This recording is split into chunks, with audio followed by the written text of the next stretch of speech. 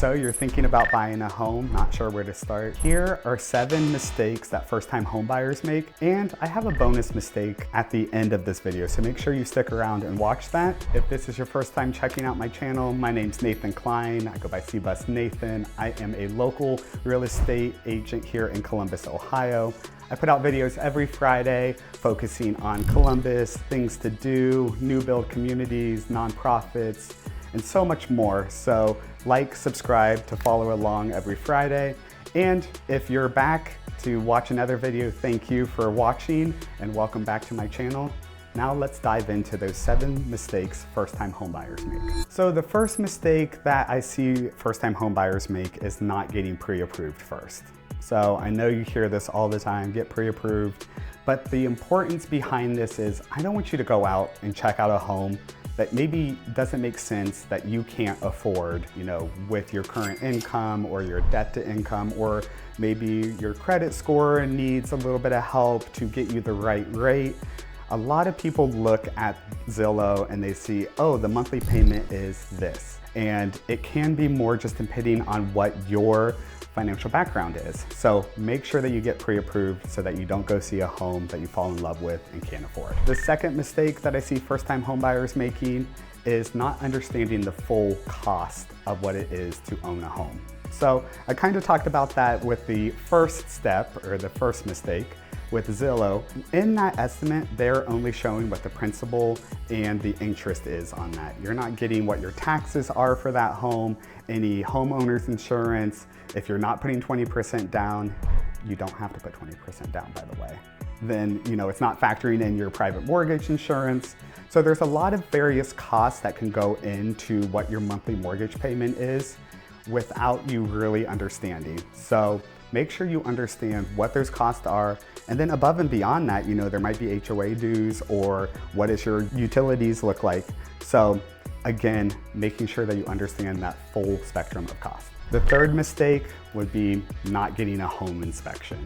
So you go into contract, we're super excited, and you say, you know what, I don't need a home inspection. The thing is, who knows what is behind the walls in that home, or what maybe a qualified home inspector will see that we can't see. I don't ever say that I know everything about a home. I don't. I can guide you and point out things that might be of concern.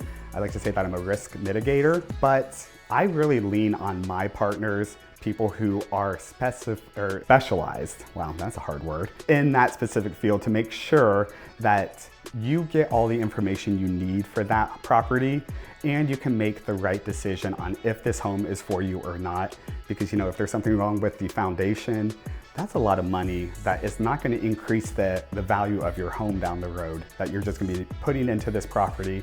Or maybe there's some outdated electrical that we didn't see initially. So again, do not skip the home inspection. The fourth mistake that I see is letting your emotions drive your decision for buying a property. Yes, you might be able to walk into a property and it looks gorgeous and it appears to be everything that you want, but you're not actually looking at your initial list of non-negotiables for the property. So maybe it only had 2 bedrooms instead of 3, or maybe it doesn't have a driveway and you really don't want to have on-street parking. Sometimes you can get caught up in these emotions and not step back and look at the full picture of how this property is going to be day to day. So, it's kind of like the honeymoon phase. Once that wears off, like, how do you live in this property each and every day? And so that's why it's really important from the beginning to outline what your non-negotiables are and make sure that you hit all of those non-negotiables with that property that you're looking to purchase. I would guide you on what I think is a reasonable non-negotiable for your first purchase,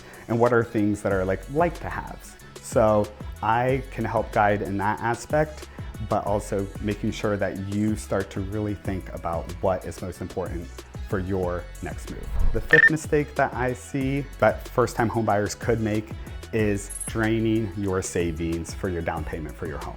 understanding how much you need for a down payment up front. So that's why you always get, pre-approved and work with a local lender to give you an idea of what you need. But you want to make sure that you don't take so much of what you have already saved up and put it towards your house. And then you end up, potentially moving in and you might need to fix something. I don't know what that law is, but like anything that can go wrong will go wrong. I always say make sure that you have a safety net when you purchase your home, just in case if there are items that might come up or that you need to address once you close. I never want my buyers to be house broke by any means, so I always make sure that I'm a non-biased opinion in that realm to make sure that you're buying the property that makes the most sense for you and you can continue to live the life that you want to live, but now you just own a home with it. So the sixth mistake that I could see first-time home buyers making is not thinking about resale value. Your first home is most likely not going to be your forever home. And I always let my buyers know that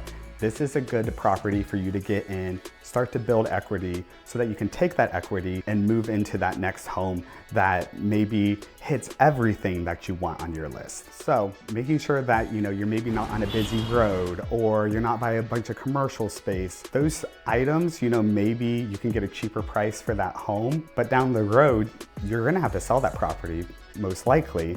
And when you go to sell it, you want to make sure that you can get the most money out of your property possible so that you can take that and invest it into your next property. So make sure that you really think about what this area is or what special features are in this property to make sure that the property can get the best resale value in the end. So the seventh mistake I can see first-time home buyers making is changing job or maybe buying a large purchase. So again, we talked about getting pre-approved from the beginning. If you work with one of my local lenders, they are going to advise you throughout this whole process to make sure that you don't change jobs and you don't make any large purchases without talking with them directly. Those are two big things that a lender can see that could cause you to not qualify for that loan that you initially were qualified for and can cause you to lose that property. So if you need to make a big job change or you need to make some big purchases, we always recommend that you do that after closing if possible. Now, I know I mentioned at the beginning of this video that I was going to give you a bonus mistake at the end. That is obviously not working with me. So make sure that you hire a local real estate agent that really knows the market, who has been in the market, who has been selling within the market, because they are going to be a huge asset on making sure that you know what you need to negotiate, what makes the most sense for you, and they will be able to guide you through the process and make sure that it will be as seamless and stress-free as possible. So if you are a first-time home buyer looking to enter the market here in Columbus, Ohio, make sure that you comment buyer's guide below, and I will send you my buyer guide that gives you all the information on what it looks like to buy in Columbus.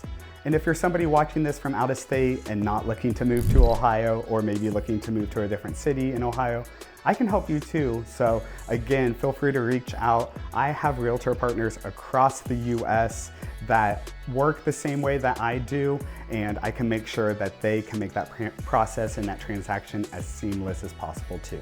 So as always, I am C-Bus Nathan. Like I said, I put out content every Friday. So if this is something that interests you, you want to follow along, make sure that you like and subscribe.